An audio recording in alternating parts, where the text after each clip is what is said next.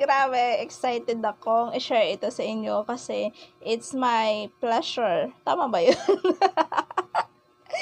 Wala, natutuwa lang kasi ako, na-excite lang ako kasi, ayan guys, nakapasok tayo sa top 10. Kasi may napili na yung okpo.com and isa tayo sa mga top 10 na napili bilang part ng kanilang community. Kaya I'm so grateful. Thank you so much kasi napili tayo and abangan natin kung anong mangyayari. Pagiging part ng community nila. Gusto nyong malaman kung ano yung Okpo community?